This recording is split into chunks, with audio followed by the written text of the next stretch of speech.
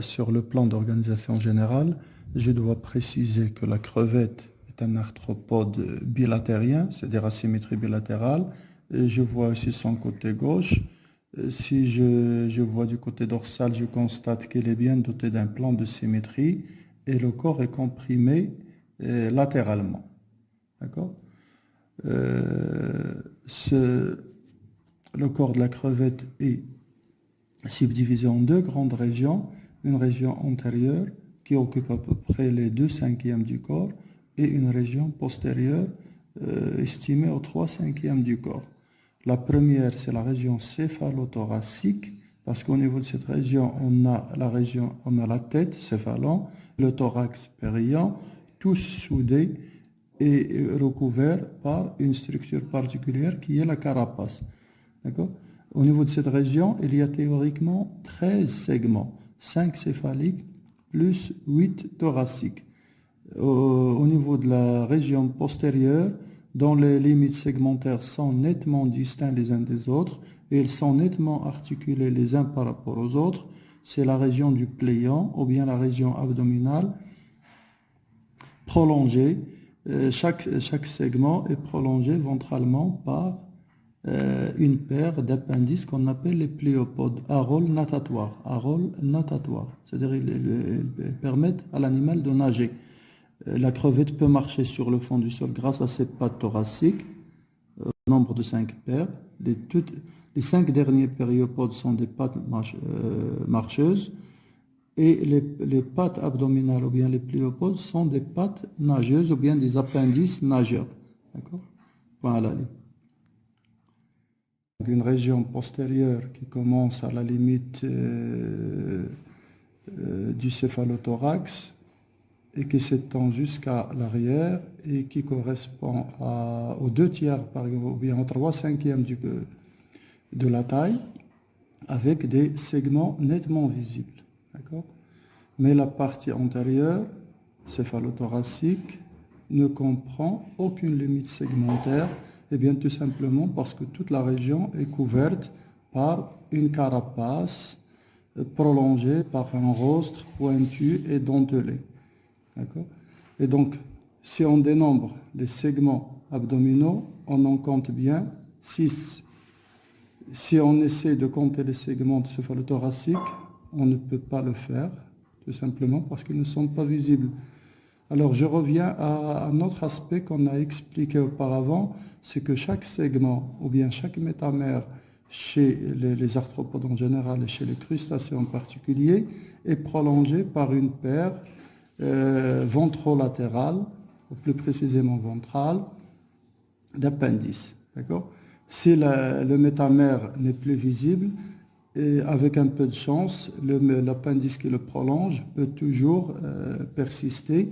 Et donc, il suffit de compter de compter les appendices pour pouvoir dénombrer le nombre de segments. Et c'est en partie la tâche de l'étudiant au cours de cette partie pratique, de cette séance pratique, c'est d'extraire les appendices, de les nommer et par après d'essayer de les dessiner, de les représenter.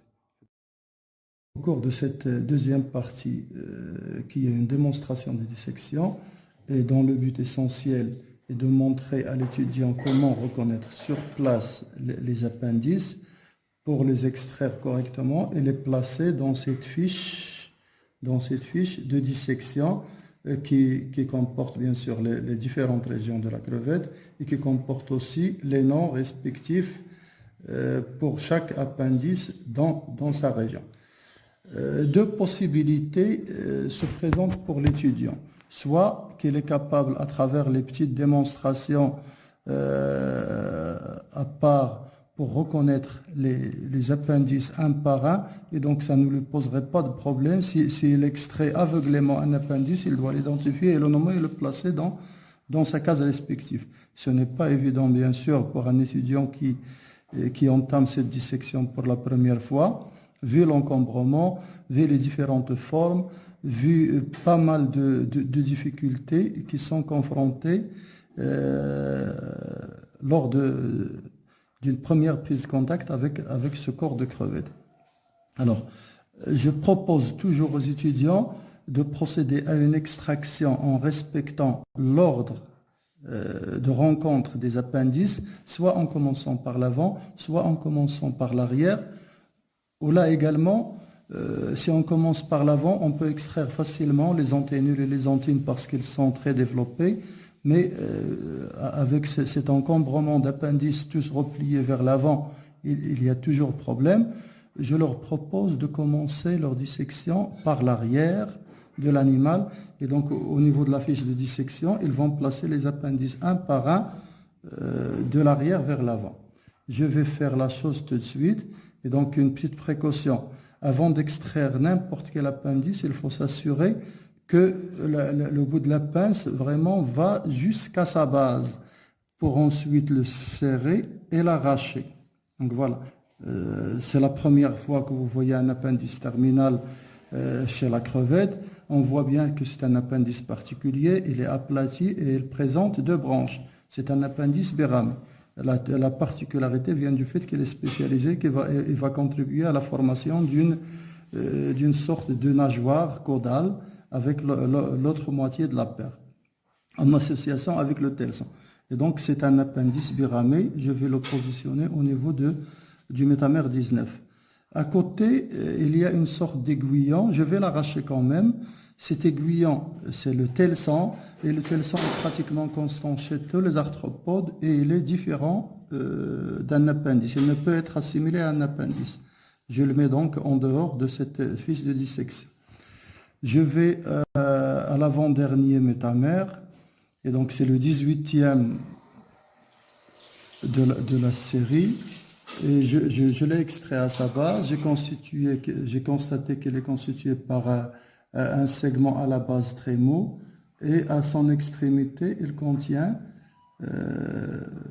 j'espère que ça va être visible facilement, une ramification en deux branches, tout comme l'appendice du segment numéro 19. Et donc là également, c'est un appendice biramé. Et je vais le positionner à sa place. Je suis au niveau du segment abdominal 1, 2, 3, 4 au quatrième. Quatrième, c'est le 17e segment de la crevette. Là également, je vérifie rapidement, est-ce qu'il est biramé, est-ce qu'il est uniramé. Et je constate bien qu'il est ramifié en deux. Donc c'est aussi un appendice biramé. C'est valable pour tous les autres. Et vous voyez, j'y vais directement. Là aussi, c'est biramé, il faut me faire confiance. Là également, c'est biramé. Et en dernier lieu, et pour moi, donc, c'est le segment abdominal situé en avant. Et je vais l'extraire. Et quand je vérifie ce qu'il est biramé, je constate que l'endopodite est très réduite. Et donc, c'est un appendice particulier parce que une partie de sa ramification a disparu, ou déjà ça me permet de dire qu'il s'agit d'une femelle. C'est là que se situe le dimorphisme sexuel réel chez la crevette, vu que les deux branches qui ont disparu chez la femelle vont persister chez le mâle, fusionner et constituer un gonopode. Donc là, c'est une femelle, clairement, elle est en dehors de sa période de reproduction, sinon on aurait trouvé des œufs ou bien des amas localisés au niveau de cette région abdominale. Avec la région abdominale ou bien la région du pléon, et je vais entamer l'extraction des appendices de la région céphalothoracique. Comme on l'a dénombré tout à l'heure, théoriquement, cette région comprend 13 segments, dont 5 céphaliques et 8 thoraciques. La région s'appelle d'ailleurs céphalothorax sans aucune distinction de... D'accord. Et donc je vais commencer par extraire le tout dernier appendice de cette région. Comme je vois, c'est un appendice uniramé constitué par un certain nombre d'articles dont la taille est différente tout au long de sa longueur. Un premier article basilaire légèrement court, un deuxième long, un troisième long, et à l'extrémité un quatrième, et à l'extrémité on constate une épine. D'accord? c'est le périopode numéro 8. Et par hasard, c'est une patte ambulatoire. C'est un appendice uniramé. D'accord? Toute la série que je vais de 5 appendices là vont être tous organisés de la même façon, uniramés. J'extrais l'appendice du périopode 7. D'accord? Je dis périopode parce que c'est le périant. Hein? Il est conçu selon le même plan d'organisation et est terminé par une épine. J'arrive au périopode numéro 6. Il est légèrement plus lent.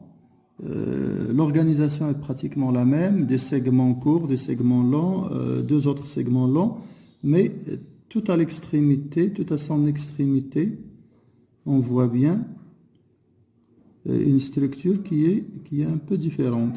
Et c'est ce genre de détails que l'étudiant doit faire attention. C'est à ce genre de détails que l'étudiant doit faire attention pour constater cette extrémité. Ce n'est plus une épine, c'est une pince. Et il ne faut pas confondre avec l'aspect biramé qu'on a décrit tout à l'heure. Là, c'est deux segments successifs. L'un émet un prolongement et constitue le doigt fixe de la pince, et l'autre, bien sûr, elle a sa position, c'est le doigt mobile de la pince. Et c'est un périopode dit périopode numéro 6. Je les oriente pour conserver leur polarité. Le périopode numéro 5, même plan d'organisation, légèrement court, et il est terminé aussi par une pince. Et donc une pince, ce n'est pas un aspect biramé, mais c'est une organisation particulière, doigt mobile, doigt. Je suis au niveau du périopode 4. Il est court, un peu costaud, c'est vrai, un peu épais, et il est terminé par une pince, comme c'est visible sur l'écran. Cette série de 5 appendices, ils sont un peu particuliers, ils sont tous uniramés. C'est les tout derniers de la série de périopodes, ils sont uniramés et ils ont un rôle locomoteur, c'est-à-dire ils permettent à la crevette de marcher sur le fond de l'eau. On a 5 et 5 de l'autre côté, ça fait 5 paires, 5 fois 2 c'est 10, et c'est pourquoi on justifie toujours l'appartenance de ce genre de crustacés à l'ordre des décapodes, c'est-à-dire ils ont 10 pattes marcheuses. D'accord? À ce niveau-là, je suis au niveau du 3e périopode. Vous voyez, on change carrément de structure et d'organisation. Nous avons un appendice différent des 5 qu'on vient d'extraire, et les biramés, avec une branche poilue. Et donc ce n'est plus un appendice locomoteur, c'est un appendice qui prend le nom de maxillipède 3. Hein? D'ailleurs, de la même manière qu'un deuxième et qu'un troisième. Donc je vais les extraire tout de suite, un par un. Regardez là également, c'est un appendice biramé, poilu, avec un bras plié comme un coude, hein, un bras plié. La logique de structure articulée est toujours respectée. La ramification à l'extrémité également est respectée. Et je vais extraire un tout autre très fin. Ça pose des problèmes quand on arrive à ce niveau-là, mais on reconnaît que ces appendices ont toujours ces aspects ramifiés à l'extrémité, donc ils sont biramés. Il est très aplati, vu sa position et donc sa spécialité, parce que pour tous ces appendices, le maxillipède 3, maxillipède 2 et maxillipède 1, et vous voyez comme leur nom l'indique, ce sont des pattes mâchoires. Ils n'ont plus un véritable rôle de pattes locomotrices, mais ils ont un rôle de pattes à rôle alimentaire. Ils sont très proches de la région buccale et ils servent à la capture, à la filtration des bols alimentaires pour les ramener au niveau de la région buccale. Après cette série de 8 périopodes, j'entame ou bien j'arrive au niveau de la région céphalique. Toujours selon la même logique, je cherche à reconnaître l'appendice sur place, à le dégager légèrement, toujours du même côté droit, parce que je suis en train d'extraire du côté droit, et je constate là un appendice très très aplati, très fin, mais toujours biramé, c'est le maxille. Et donc on voit bien, c'est une petite mâchoire, maxille, petite mâchoire, toute proche de la région buccale. Un autre tout petit et qui pose généralement beaucoup de problèmes, c'est les maxillules. Le maxillule, avec maxille, joue généralement le rôle de la lèvre inférieure chez les animaux. Donc, elle empêche les bols alimentaires ou bien les particules alimentaires de tomber lorsque l'animal se nourrit. D'accord? Je suis au niveau du segment céphalique numéro 3. C'est tout précisément l'orifice buccal. Et au niveau de cet orifice buccal sont insérés deux appendices à rôle molaire et incisif. Ils sont durs. Toujours avant de l'extraire, il faut tâter avec le bout de la pince et on constate une dureté un peu particulière. C'est dû à l'existence de molaires et de dents. J'introduis ma pince, le bout de la pince, pour essayer d'extraire cet appendice qui est un peu spécialisé, particulier au niveau organisation, pour l'extraire sans l'abîmer. Le but donc, oui, voilà, c'est réussi. Et je vois bien un appendice tout particulier en ce qui concerne sa forme. Il est équipé d'une région d'une dureté particulière où il y a des dents.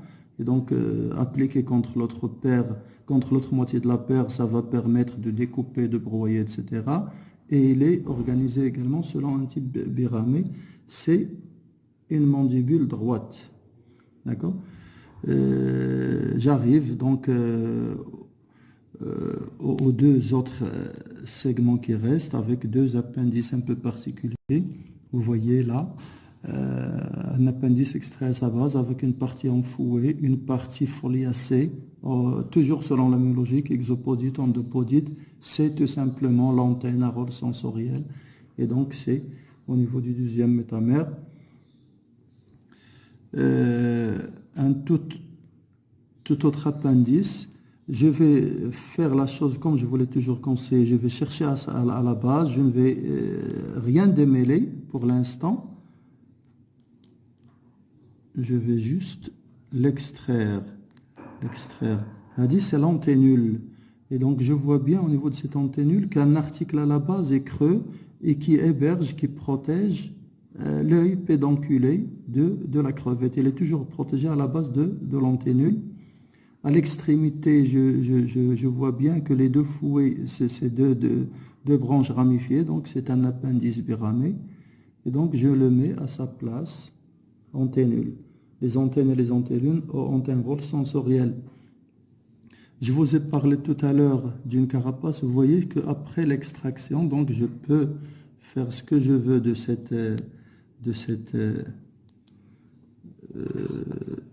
cette carcasse.